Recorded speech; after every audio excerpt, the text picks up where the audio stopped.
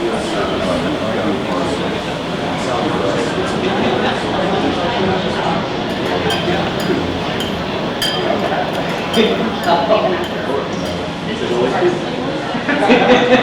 walk the parsley with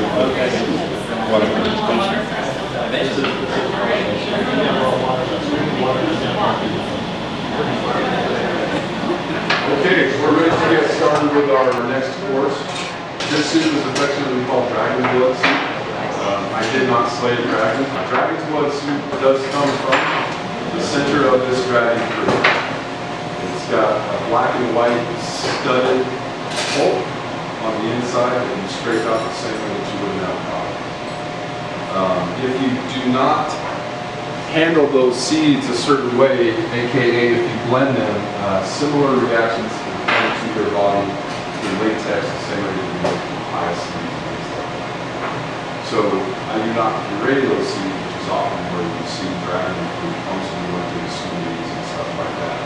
This is just scraped in there. The center melon, of course, has been hollowed out. And then I have 5 or 6 vegetables that I have reduced with just vegetable stock to where they were very soft, to where you can do the potato masher with it. And then all of the melon goes on top of that, the dragon fruit, a little bit more stock, and it just reduces itself and becomes this, dragon's blood. So this is the soup that is, the Japanese call it the hiro. It starts at the center of the item that you're about to eat, and then we restore your body with all the other things that it needs. So you've got parsley and watercress that you're going to grab at your desire and just kind of complement your soup as you go. Okay? I'm going to start with the ladies, of course.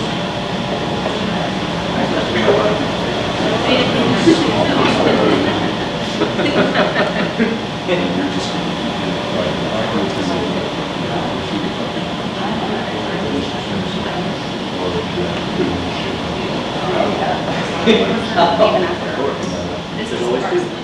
Okay, walk the parsley.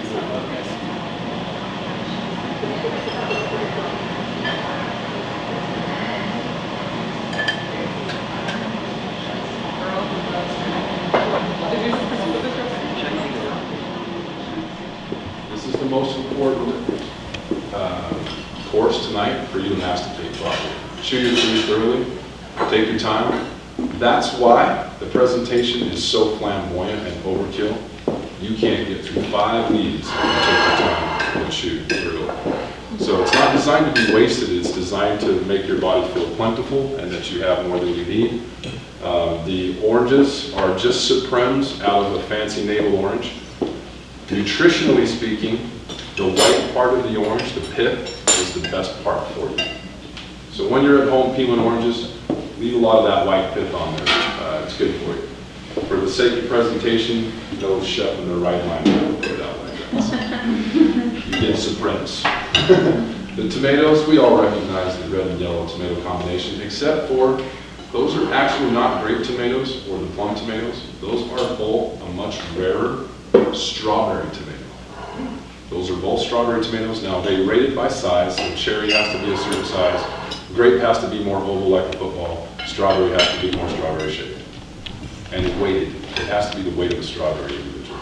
So quite a lovely complex science around it. And then there's feta cheese there.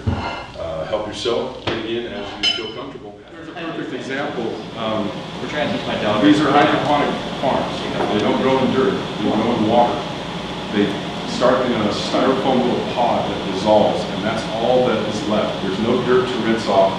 The micronutrient density is literally less than 25 minutes old. And so the comparison of having something at the grocery store could have come from New Jersey and been sitting on the shelf for 2.5 years. So the nutrients are all pulled from water? They are with a combination of aquaponic training, meaning you incorporate some fish poo water in there for a little while. You make sure that it's clear enough for a freshwater shrimp to be able to survive up for 72 hours. Because they can only breathe literally 99% water. So once you know the little shrimp is still swimming around, you need to start that. That is really the new trend of health, is to see it, to actually be as close to it as possible. not just order the salad and have it come out to you. There's a lot of restaurants that actually plate it just like this. They wait for it. There's thermal imagery thermometers now, so you don't have to poke anything, you can just zap it. You walk up to it and he's gonna temp it, and this is the Mastier or the Verrier. They're gonna be the vegetarian guy or gal, and they're gonna make sure that those grains are up to a certain temperature before they're digested. So there is a science behind what we're waiting to have done. There's not a bunch of dressing slopped all over it. But again, it's designed to constantly be there in your peripheral to where it's getting you excited about what's happening next, not buried somewhere in the back of the kitchen. Tonight's fish course is cod, the other white meat. It's not halibut, but it's a great meat, and it's not very good in fish sticks, I can tell you that. We've all been through that punishment before. So the reality is cod is the world's most consumed fish under 11 different legal names. So oftentimes you're eating cod and you just don't know it. So it can come up with a lot of different fancy names. We've got avocado oil here. I'm gonna place the cod. You've got bones in this fish. I don't have the monger pull the bones out very often, namely because in this they're about 1.5 inches long. You're not gonna miss them. And secondly, because they don't have marrow in them, but that's where a lot of that omega oil is. So once the fish gets to a certain temperature of above about 148, you're looking at that kind of relaxing, and it just falls out and you don't have to worry about it, and it's imparted all the micronutrients that we want. So raw fish is again an argument that's being tossed around all over the world. Know that cod is a very lazy animal, and the lazier your fish is, the tastier it is. Halibut is a dinosaur looking bottom feeder that has 2 eyeballs on the top of its head, and it looks like you could cut, a tree down with the edges of it, because it spends 1 fraction of its life fighting. If it never did that, it would be completely pure. Halibut is $28.99 a pound because it is nearly pure. It's so lazy and just sits there and just gets this great meat about it, and then it gets caught and it hardly gets compromised.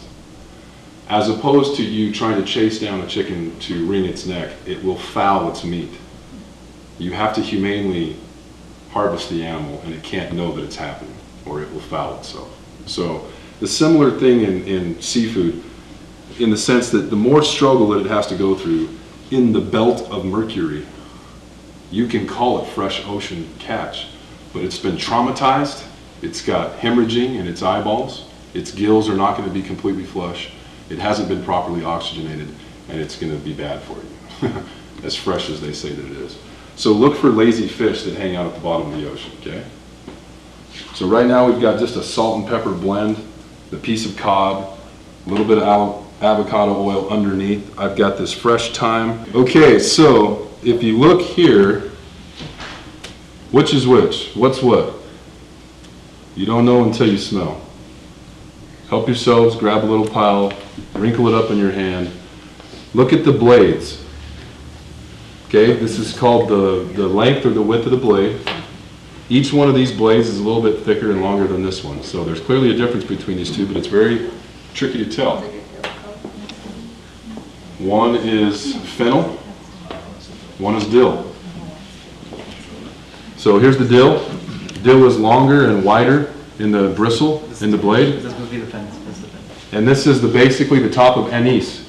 So a bulb of anise, and this is the top. So you don't have to grow the anise, you can just grow the fennel bulb itself. And then after you take the bulb, they dry it out. It volunteers a seed. It's a crazy, crazy natural miracle. And then you can grow it just like you see the other things growing in the hydroponic.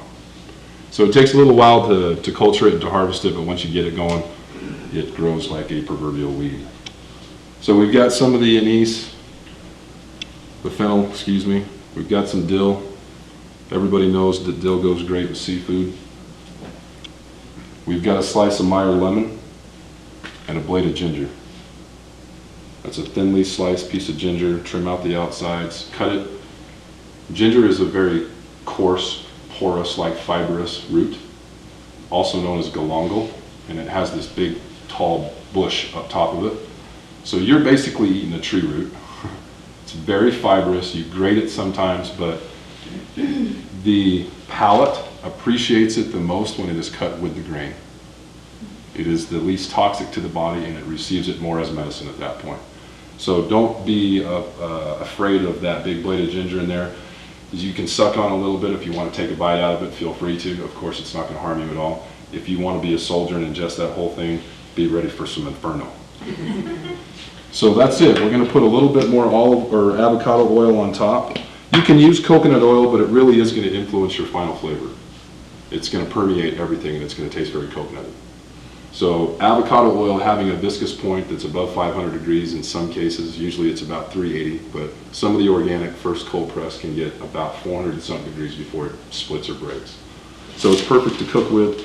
This is parchment paper. It's Reynolds wrap parchment paper. It's just from the grocery store. It's not a chef special. Push that over. Fold. Keep folding. No different than a burrito. Grab both sides, tuck it under. Poor man's purse, that's called. So that's papillote in paper in the French cooking. So you've got les élevons en papillote. So yeah, fancy, you know. You've got leeks there that you can use to actually, not just perfume, but provide the foliage, the fibrous foliage that you need from a starchy vegetable. So each one of your poor man's purses tonight carries the ingredients that you just saw. Thank you for your attention. Have a seat, and we're going to send out your own butter lettuce plate.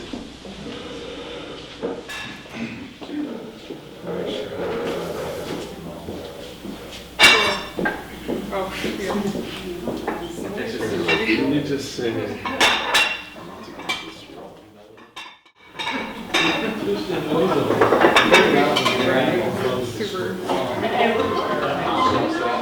I want you to be able to see the bones clearly. Don't forget you have bones in there. So safest way is to break the fish apart first and look through it, not take a bite blindly. And the herbs, of course, you can put everything directly in your mouth. There's thyme stems that are very good for you, and oftentimes, of course, we know that we strip the thyme off the stem itself. So this is I recognize that one. This is part experience and part common sense. Give yourself the benefit of the doubt that you do not need to have my 22 years of experience to pull off this meal tonight using these four ingredients. Because this is cost effective for our patient and for our client. We can say, go invest in this stuff right here. It's less than $25, but we're going to be able to cook for a month. That was my next question. It extrapolated this kind of, formula. Saying salad is a healthy way to live is overrated, and it's not well researched. So putting a lot of greens into your body is through watercress, parsley, thyme, oregano, rosemary, all of those aromatic family. The more you can get that into it as well, that's what really set off the meal tonight. That would have cost you $15 to source out all those things in those stupid little packages at Harness at $3 a piece or whatever. So you're all going to take home herbs tonight. You're going to grab a Ziploc bag, take your lettuce, and then start grabbing dill, start grabbing thyme, and just get handfuls in there. Don't worry about washing them. Inside the pond, take it home and eat it. So that's another reason why I think the client is going to receive it well, because this is not labor intensive. This is something that you get from your basket, if you will. You saw the people coming and picking up tonight. This is going to be a no-brainer for everybody that we're working with. Thank you very much. I'm going to check on dessert.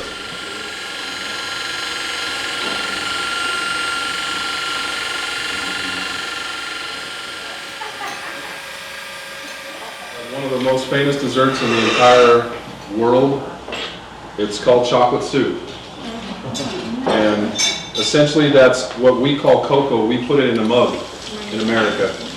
But chocolate soup is usually dairy. We used coconut milk tonight with some Saigon cinnamon freshly ground.